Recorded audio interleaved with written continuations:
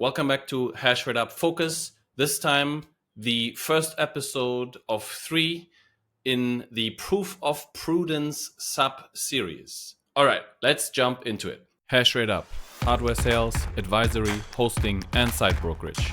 Find new and used ASIC deals through the website and the Telegram channel below. Make smarter decisions with HashrateUp.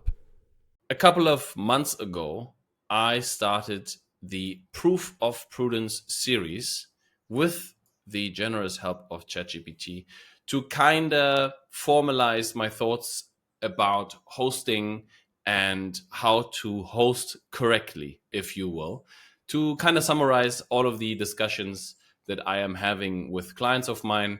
A lot of the time, it'll be sort of the same tips, the same hints, and the same conversations. So I thought it would be good to create this video covering this series to give a bit more attention to it and to also bring it to you in a different format.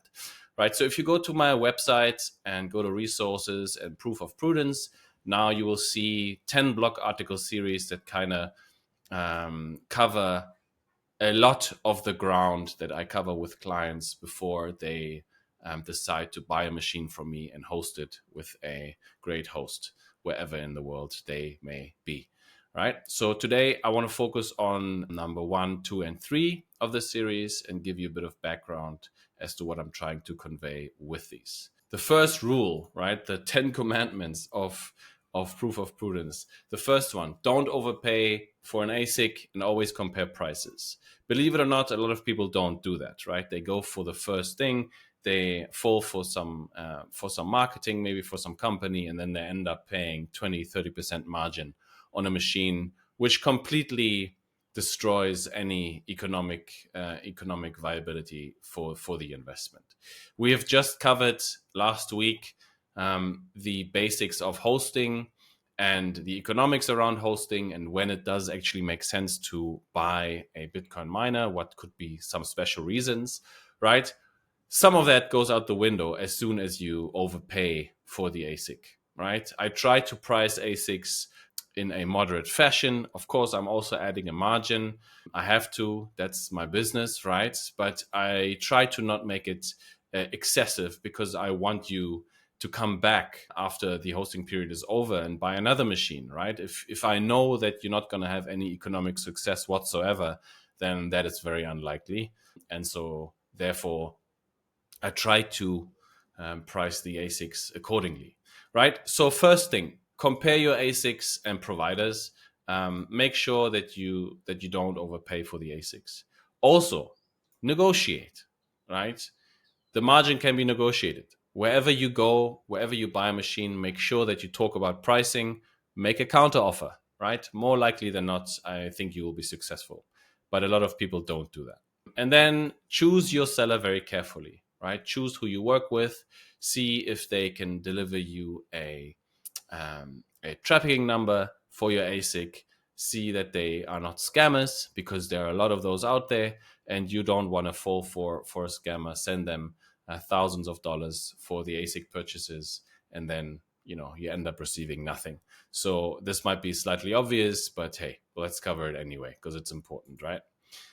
Proof of Prudence number 2: choose the right ASIC with resale value in mind, right? We will cover in a different episode of Proof of Prudence, or a different section of Proof of Prudence, there is the discussion around where to host. This comes up there again, because you need to be able to resell the miner. However, you want to make sure that you buy a machine that in 2 years you can still resell, right? So you kind of want to buy a new machine, especially because your hosting prices are not going to be super great.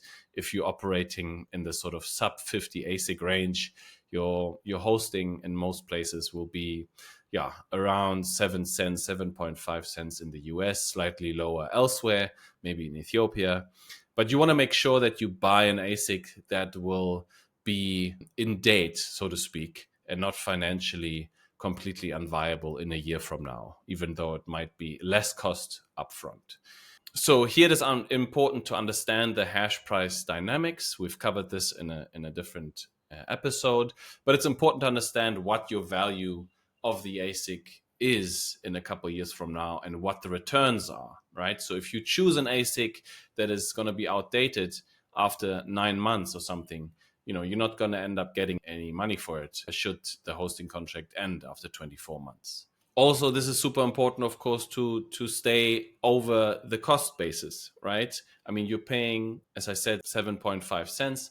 And so you need to make sure that you stay over that threshold for the duration of your contract, because otherwise you cannot run your machine profitably. And of course, that's a very bad deal. So make sure that you go and compare ASIC pricing with efficiency in mind, right? So this is another way to think about ASIC pricing. I've covered this in another video of mine as well. There's a HashRate Focus episode centered around ASIC pricing.